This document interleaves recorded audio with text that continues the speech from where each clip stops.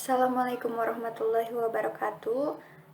Dalam video kali ini saya akan mereview kembali pertemuan terakhir atau pertemuan 15. Dalam pertemuan ini dijelaskan bahwa banyak sekali metode atau metodologi tahfiz yang dapat diajarkan ke anak. Contohnya itu seperti ada buku yang dinamakan dengan Murojaah At-Taisir, lalu ada pun Al-Quran yang di dalamnya itu setelah disediakan cara menghafalnya. Jadi pada bagian kiri bukunya atau halamannya itu terdapat beberapa tabel yang akan diisi ketika misalkan dari baris 1 sampai baris ketiga itu harus dihafal. Nah, ketika mereka sudah menghafalnya, dalam baris itu akan dicontreng.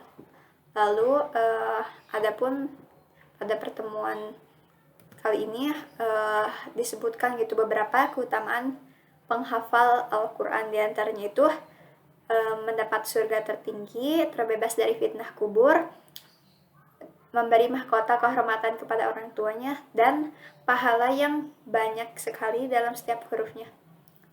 Lalu motivasi dunia agar dalam menghafal tahfiz itu ada seperti beasiswa yang tersebar di seluruh dunia. Di antaranya itu kan di dalam negeri juga ada gitu ya.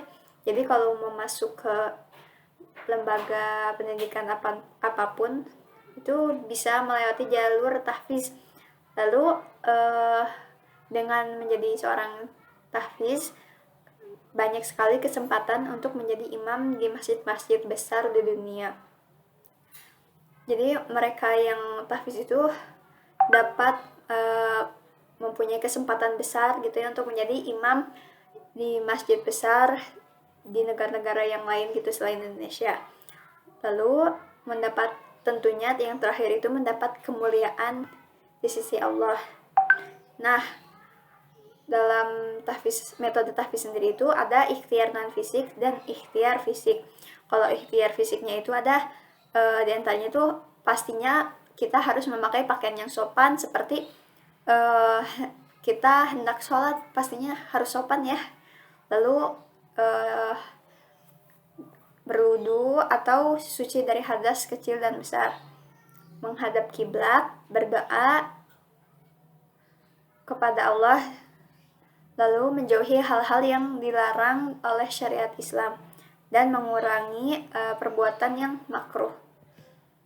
Lalu ada ikhtiar fisiknya. Nah, ikhtiar fisiknya itu diantaranya menggunakan mushaf yang standar dunia, lalu mudah dibaca dan mudah dibawa, atau maksudnya itu mudah dibawa tuh ketika kita membutuhkannya itu ada gitu di sekitar kita, kayak buku saku gitulah. Dan tidak berganti-ganti si buku mushafnya.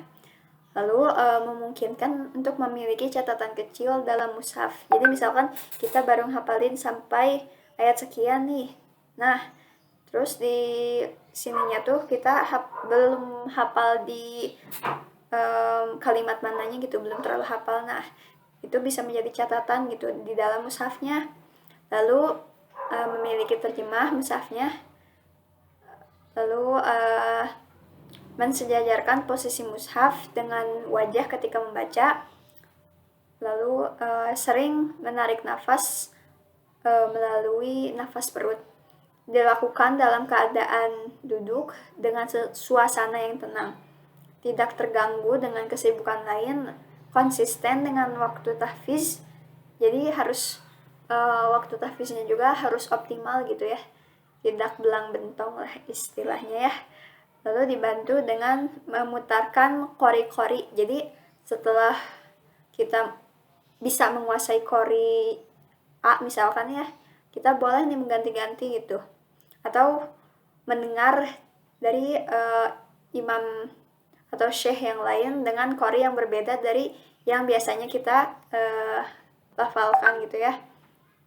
Lalu adapun prinsip-prinsip dasar yang saya tangkap ketika penyampaian metodologi tahfiz itu ada di surat Al-Qiyamah ya. Di situ tuh banyak sekali prinsip dasarnya.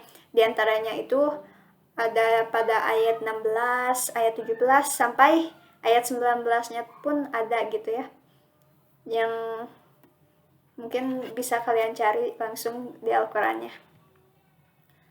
Lalu keutamaan sebagai penghafal Quran itu ada pada hadis riwayat Muslim, yaitu rajinlah membaca Al-Quran karena dia akan menjadi syafaat bagi penghafalnya di hari kiamat. Dan yang satu lagi itu hadis riwayat Bukhari dan Tirmuzi, yang artinya saya akan menjadi saksi bagi mereka kelak di hari kiamat. Nah, saya di sini itu adalah Al-Quran yang telah dihafalkan olehnya gitu. Terus ada beberapa metode tahfiz di dunia. Ada 4 metode, diantaranya itu tikrar atau pengulangan, terus tafsir. Maksud tafsir di sini itu penyebutan halaman dan nomor ayat seperti yang pernah kita tonton di acara TV ya pada saat bulan Ramadan. Jadi si anak tuh dites gitu, coba lafalkan Al-Quran halaman segini, nomor segini, barisan ke segini gitu. Lalu yang ketiga ada Sulaimaniyah, yaitu menghafal per akhir lembar juz gitu. Dan yang terakhir itu, yang keempat adalah suhuf, dengan cara menulisnya lalu menghapusnya. Mungkin sekian penyampaian video review dari saya. Mohon maaf bila ada kesalahan. Saya tutup dengan kalimat hamdalah, alhamdulillahirabbil alamin. Lalu wassalamualaikum warahmatullahi wabarakatuh.